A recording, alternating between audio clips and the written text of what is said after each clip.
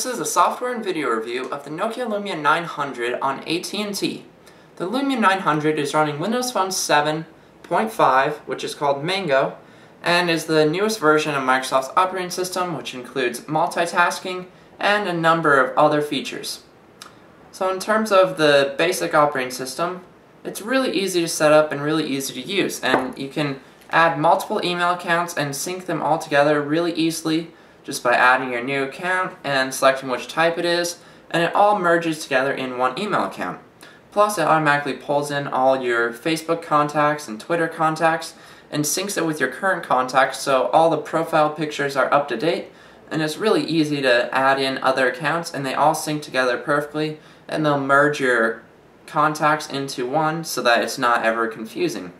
You also got some Facebook integration built into the phone, but you'll still need the application to do a lot of things for Facebook, and the integration is kind of weak in my opinion.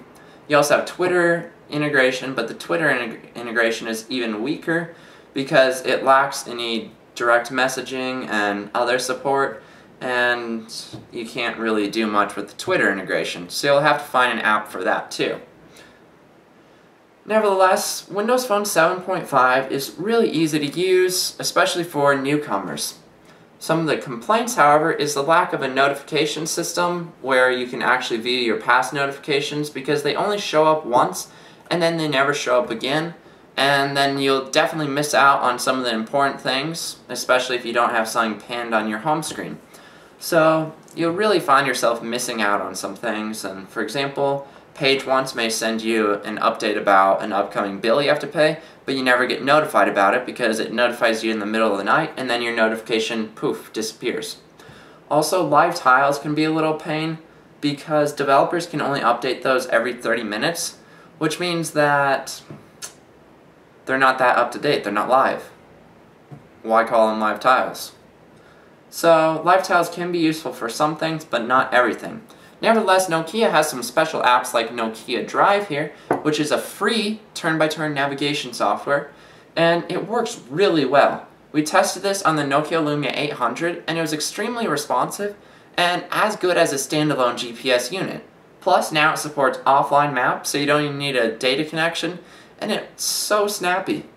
It works perfectly. You can search through destinations. It's probably even more up-to-date than your current turn-by-turn navigation unit, and you can even listen to music while you're using your navigation. It works really well, and it's a great application. Only complaint is it can be a little clunky to navigate through it, but it does a really good job, and that's definitely one of the killer features for the Lumia 900.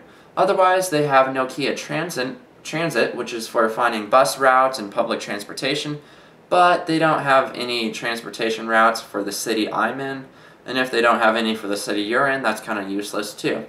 And then finally they have a Creative Studio, which you can just do some effects on pictures. That's really nothing special. You can download that on other phones and it's pretty similar. Compared to HTC phones though, Nokia's Nokia Drive does provide a unique advantage because HTC doesn't have anything that compares to Nokia Drive just as well. HTC does have a little turn-by-turn navigation software, but it's not as good. So overall, software is really good, but the touchscreen is kind of iffy sometimes, and when I'm scrolling through, it can be a little jerky when flicking when you're already scrolling. And I noticed this problem on the Samsung Focus Flash too, and it was even worse on the Flash. So it's not too bad, but it's definitely noticeable, and it makes the screen feel like it's not actually scrolling smoothly, and it diminishes the experience of the phone. The HTC Radar or the Nokia Lumia 800 or the Samsung Focus S or HTC Titan, they don't have this problem. So I don't know what's wrong with Nokia, but the three Nokia Lumia 900s I've tried all had this problem, and Nokia's never done anything about it. So that is kind of disappointing, and it does diminish the experience and makes your phone feel like it's not running really smooth. Even though it actually is smooth, there's just something wrong with the touch response. Anyways, the battery life on the Lumia 900 is surprisingly really good. It's got a huge screen and it's got AT&T's 4G LTE, so you'd expect it to not last that long, but it can actually make it through the day without having to find a power outlet. So you can make some calls and send some text messages, browse the web, and do a lot of stuff on the phone, and you'll still have some battery left at the end of the night. So it's really good on that aspect, and overall, Windows Phone is a pretty good operating system. It's lacking some applications, but in a year from now, it's definitely going to be a lot better.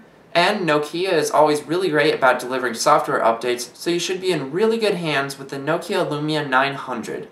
Stay tuned to our music and call quality review of the Lumia 900 coming soon.